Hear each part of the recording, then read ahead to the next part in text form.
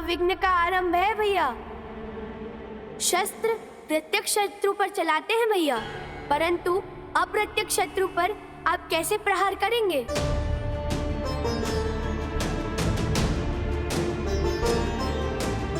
जो केवल युद्ध की भाषा समझते हैं, उनसे तुम वार्तालाप करना चाहते हो?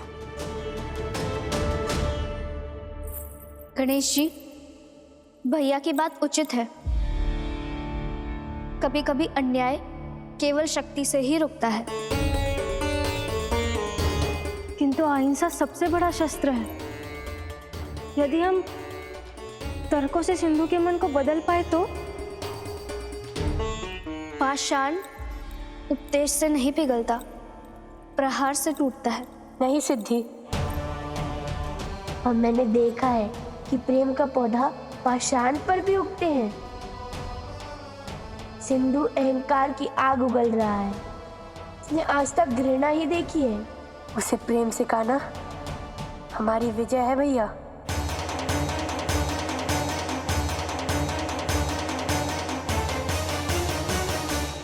उसे युद्ध से मारना उसकी घृणा को दोहराना है। प्रतीत होता है इतिहास से तुमने कुछ नहीं सीखा गणेश। युगों से असुर तीनों लोकों में आतंक मचाते आ रहे हैं। इतिहास साक्षी है कि उनका मन शांति से नहीं पिघलता। उनका शीश काटा गया है, तब शांति आई है।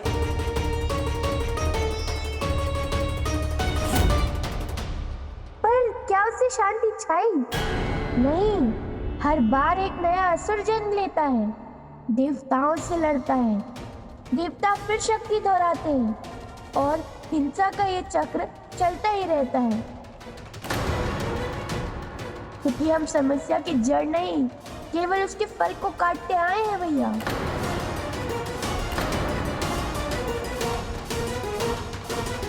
उचित है गणेश, तुम्हारा उद्देश्य, तुम्हारा मार्ग, तुम्हारा निर्णय।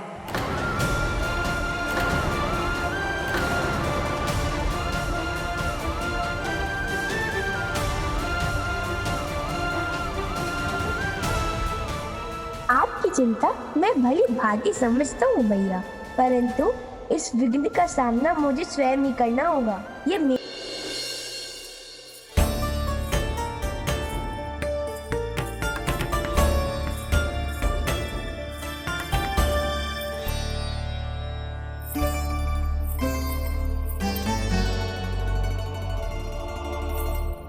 रिद्धि,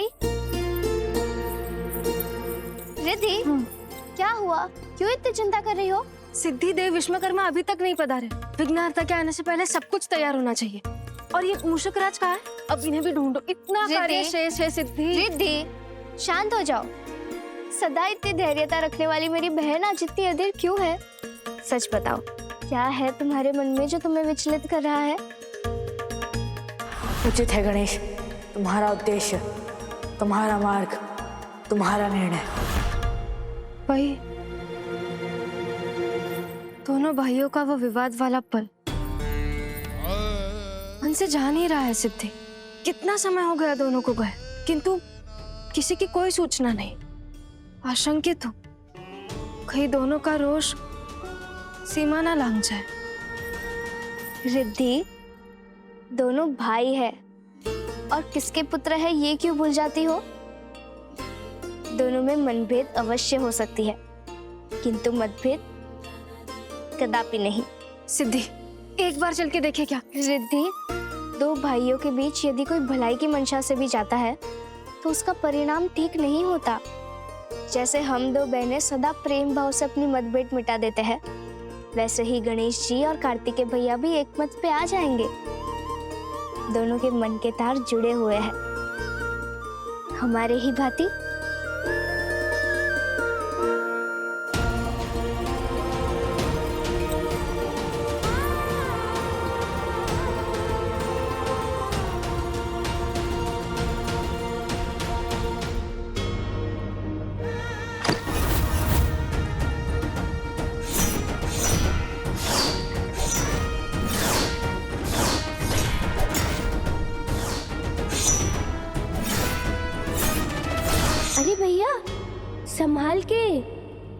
यदि देव सेनापति का संतुलन तनिक भी बिगड़ जाता तो इस गजानन का शीश तो तुम्हें फास सूझ रहा है गणेश। परिस्थिति विकट है, नारायण बंधी बने हैं, संपूर्ण सृष्टि सर्वनाश के निकट है और तुम। परंतु इतना क्रोध क्यों बढ़े भैया? तुम नहीं जानते, किंतु तुम क्या सोच रहे हो मुझे नहीं समझ आ रहा है। मैं तो बस ये सोच रहा हूँ भैया, जिसने सृष्टि के पालनकर्ता को बांधने का पाश बनाया वो तो देव शिल्पी विश्वकर्मा से भी बड़ा शिल्पकार होगा ना, है ना भैया? देखो गणेश, तुम वाक्पटु हो, किंतु इसका अर्थ ये नहीं कि तुम हर बात परोक्ष रूप से समझाओ। भैया मैं तो सिर्फ परिस्थिति को पढ़ने का प्रयास कर रहा हूँ।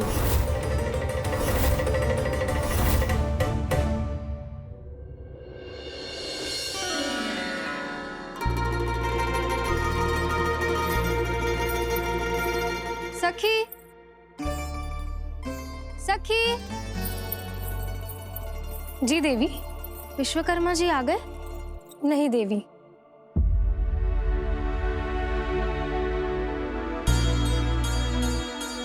आएंगे तो बताइएगा। जी। रिद्धि, तुम विश्वकर्मा जी के लिए इतनी आकुल क्यों हो? ताकि वो आए और गणेश जी के लिए सर्वोत्तम कवच का निर्माण करें। मैं उनकी सहायता से अपने अनुसार कवच बनवाना चाहती हूँ। तुम्हें इतना विश्वास क्यों है रिद्धि कि युद्ध होगा? क्या युद्ध के अतिरिक्त कोई और विकल्प है सिद्धि?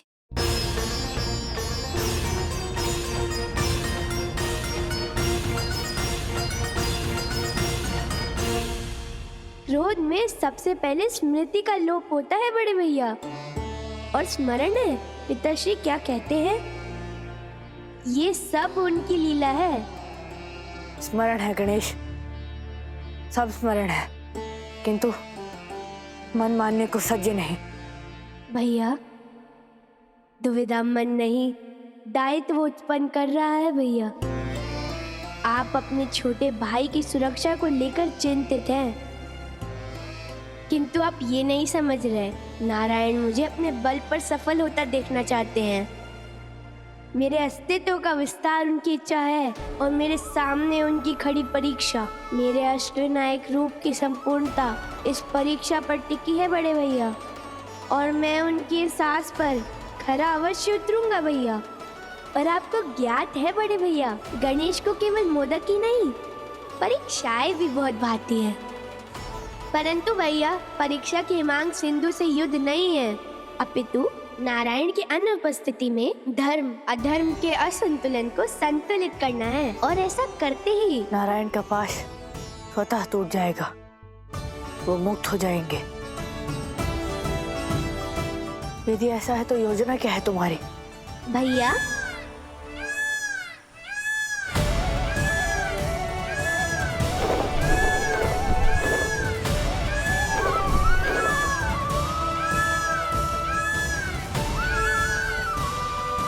ये देखिए भैया, ये आपसे कुछ कहना चाह रहे हैं। नहीं गणेश, ये तुम्हें देख रहे हैं, ध्यान से देखो।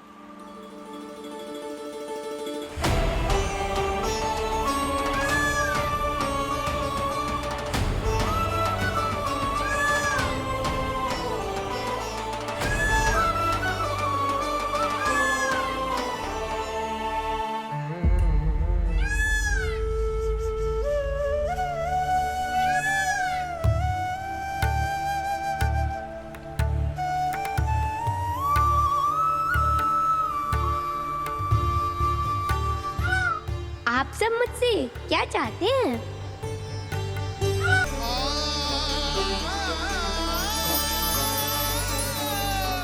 आपको जो भी गणेश जी के लिए अच्छा लगे आप ले सकती हैं। सुंदर है, किंतु कुछ और। तो आप ही बताइए देवी, आपको कैसा कवच चाहिए?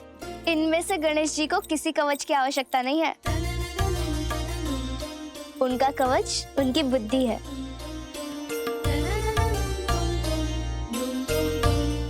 प्रणाम विश्वकर्मा जी। प्रणाम। अर्थात मुझे प्रस्थान करने की अनुमति है? हाँ। नहीं,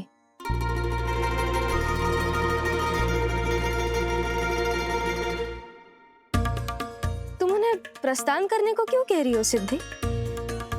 क्या तुम नहीं चाहती गणेश जी एक सुदृढ़ कवच के साथ युद्ध में जाए? मुझे नहीं लगता ये युद्ध हिंसा युक्त होगा। क्या युद्ध होगा किंतु हिंसा नहीं? मेरा मन कहता है युद्ध होगा, किंतु एक भिन्न युद्ध होगा, एक आध्यात्मिक युद्ध।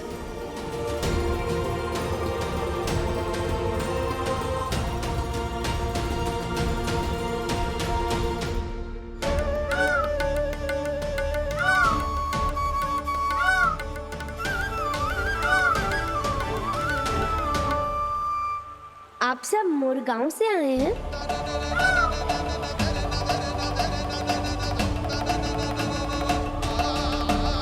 हे विघ्नहर्ता, हे गजानन, अपने भक्तों को क्यों त्याग दिया प्रभु? भक्त की भक्ति की रक्षा कीजिए प्रभु, हमें असुर नहीं बनना। रक्षा कीजिए गजानन, नहीं तो आज एक माता का अपने ही पुत्र के हाथों वध हो जाएगा।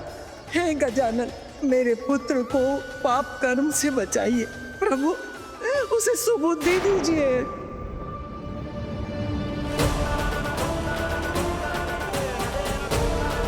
पुत्र अपनी माता का वध करेगा?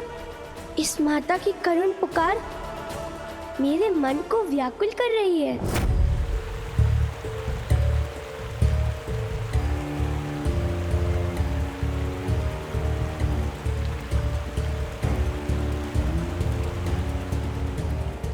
गणेश, यहाँ आओ।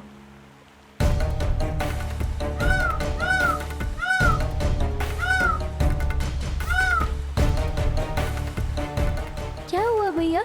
वो देखो गणेश,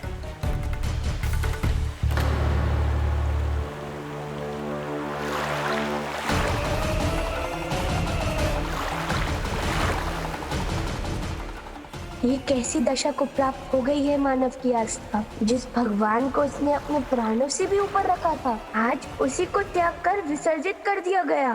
क्या देवताओं का वास अब केवल मूर्ति तक सीमित रह गया है, या फिर मानव के हृदय में भक्ति का स्थान ही शून्य हो चुका है? मामाश्री, मामाश्री की प्रतिमा।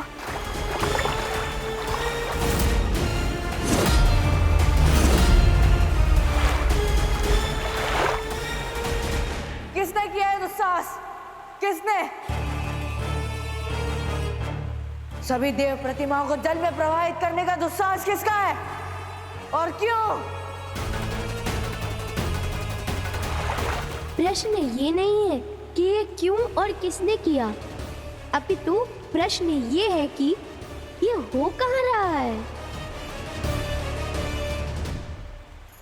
हे प्रभु, आप एक माता को आपकी आवश्यकता है।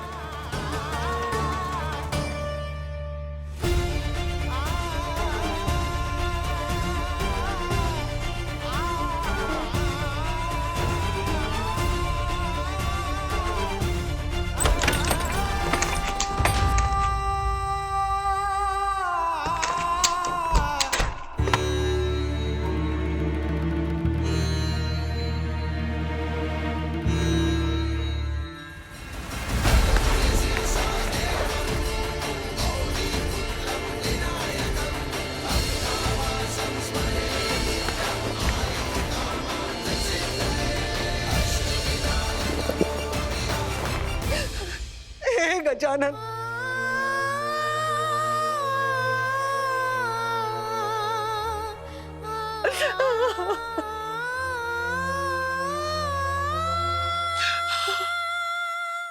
हे गजानन, न जाने हमारे मोर गांव को किसकी कृदृष्टि लग गई, सबकी मति भ्रष्ट हो गई। देव प्रतिमाओं को खंडित करके जल में डुबो रहे।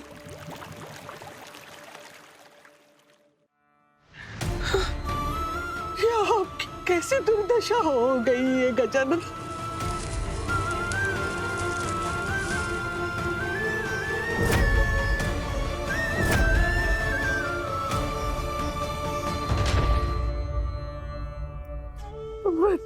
क्या चली गई, या तो सब कुछ बदल गया।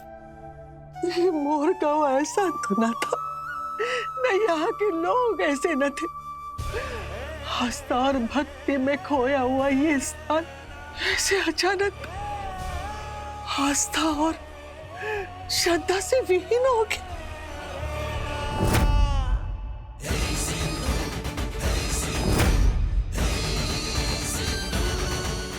मेरा पहला विघ्न अहंकार अपना प्रभाव दिखाने में सफल रहा।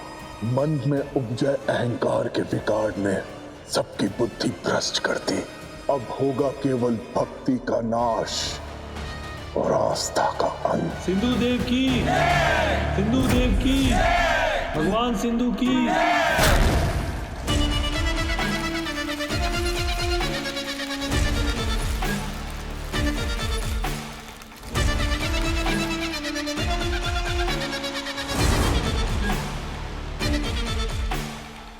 माँ,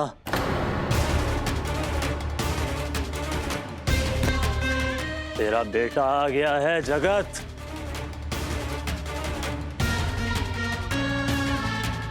हाँ हाँ, तीर्थ से वापस आने में अत्यधिक समय लगा दिया माँ।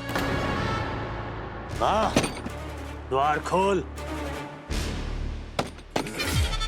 द्वार खोल। नहीं जगत, मैं जानती हूँ तुम्हें उन जैसा ही हो गया है। तेरी भी बुद्धि भ्रष्ट हो गई है। तुम मुझसे मेरा प्रभु छीन लिया है ना।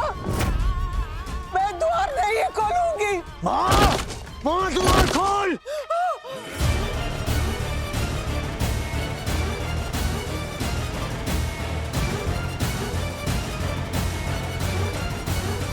माँ,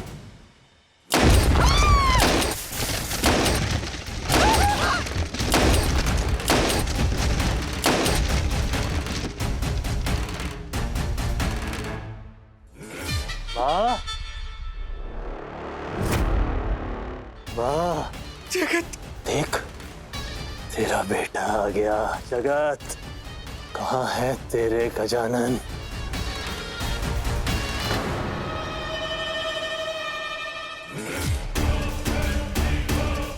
माँ, कब तक संभालेगी अपने गजानन को मुझसे? आज तेरे इस गणेश को मुझसे कोई नहीं बचा सकता, तू भी नहीं।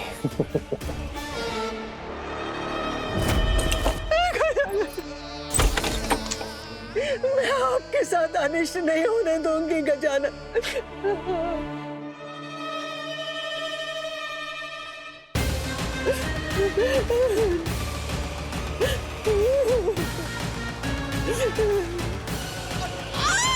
बूढ़ी हो गई है तुम माँ। ला, मुझे दे दे। नहीं। सदा सदा के लिए इसे विसर्जित कर दूंगा। नहीं। माँ, ये गजानन मुझे दे दे। माँ, ये गजानन मुझे दे दे।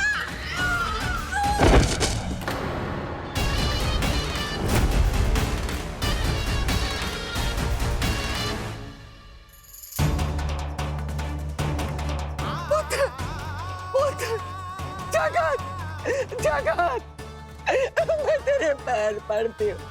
मेरे गजानन को मत ले जा पुत्र। ये पाप क्यों कर रहे हो तुम सब लोग? पाप नहीं है, पुण्य है ये। स्वयं को जानना, अंधभक्ति को त्यागना पुण्य ही तो है माँ। हम सबको तो समझ आ गया है माँ। ये मूर्तियाँ, ये बस पाखंड है। मनुष्य ही सर्वश्रेष्ठ है। ऐसा नहीं है पुत्र। तो समझ नहीं रही है माँ, तेरे इस गणेश में कोई शक्ति नहीं। अगर होती तो ये देवता स्वयं की रक्षा करते ना। और जब स्वयं की रक्षा नहीं कर सकते तो हमारी रक्षा क्या करेंगे? ऐसा मत कह जगत। मैं अपने गजानन को नहीं ले जाने दूंगी। संसार में भक्ति से बड़ी शक्ति कोई नहीं है। और माँ, पुत्र, मेरी बात मान, नहीं तो इस अवगुण का नाश करने, तुम्हें भक्ति की शक्ति का आभास दिलाने मेरे गजानन आएंगे, अवश्य आएंगे। जो सुख करता दुख हरता है वो इस विघ्न को हरेंगे। मेरे गजानन आएंगे, अवश्य आएंगे। ठीक है, जब आएंगे देख लेंगे। बोल देना अपने गणेश को आ जाए नदी किनारे। इनकी शक्तियों को वहीं बहाने जा रहा हूं मैं। हे गजानना, वो अपने भक्त की पुकार सुनने अवश्य आएंगे। हे गजानन, गजानन।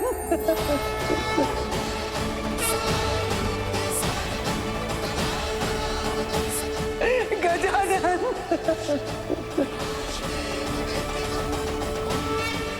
माता, आपका ये सार के मन में आतंक और आशंका स्थापित कर दिया है। प्रश्न ये है कि इसका समाधान कैसे होगा? ये युद्ध और यात्रा केवल गणेश की है। इसका मार्ग भी गणेश को ही ढूंढना होगा। शीघ्र ही सिंधु के साम्राज्य का विनाश होगा। मेरी इस यात्रा का उद्देश्य संसार और मोरगांव को सिंधु के पापों से मुक्त करना ही तो है। कदाचित तुम उचित कह रहे हो गणेश, किंतु नारायण स्वयं कहते हैं छठे शाठ्यम समाचरित, अर्थात जैसे को तैसा। यदि उनका संदेश और उनका संकेत एक ही हुआ तो युद्ध। किंतु इस युद्ध का आरंभ किया किसने है भैया? सिंधु ने। अहंकार के महाविघ्न का आरंभ है भैया। शस्त्र प्रत्यक्ष शत्रु पर चलाते हैं भैया, परंतु अप्रत्यक्ष शत्रु पर आप कैसे प्रहार करेंगे?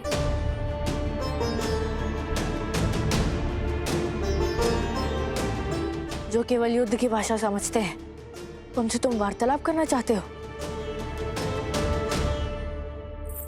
गणेश जी, भैया की बात उचित है। कभी कभी अन्याय केवल शक्ति से ही रुकता है। किंतु अहिंसा सबसे बड़ा शस्त्र है। यदि हम तर्कों से सिंधु के मन को बदल पाए तो? पाषाण उपदेश से नहीं पिघलता, प्रहार से टूटता है। नहीं सिद्धि, और मैंने देखा है कि प्रेम का पौधा पाषाण पर भी उगते हैं। सिंधु अहंकार की आग उगल रहा है। उसने आज तक घृणा ही देखी है। उसे प्रेम सिखाना हमारी विजय है भैया।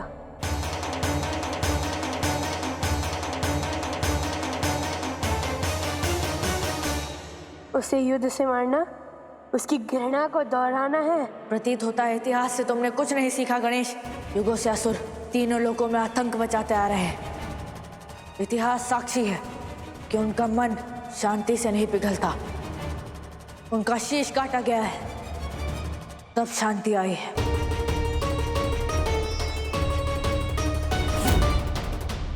पर क्या उससे शांति छाई? नहीं, हर बार एक नया असुर जन्म लेता है, देवताओं से लड़ता है, देवता फिर शक्ति दोहराते हैं और हिंसा का ये चक्र चलता ही रहता है। क्योंकि हम समस्या की जड़ नहीं, केवल उसके फल को काटते आए हैं भैया। प्रवाहित करने का दुस्साहस किसका है और क्यों? प्रश्न ये है कि ये हो कहाँ रहा है? हे प्रभु, एक माता को आप प्रभु छीन दिया है ना, मैं द्वार नहीं खोलूंगी। मुझे दे दे, सदा सदा के लिए इसे विसर्जित कर दूंगा। ये गजानन मुझे दे दे। हमें आ गया है कि सिंधु और उसके फैलाए आतंक पे पूर्ण विराम लगाया जाए।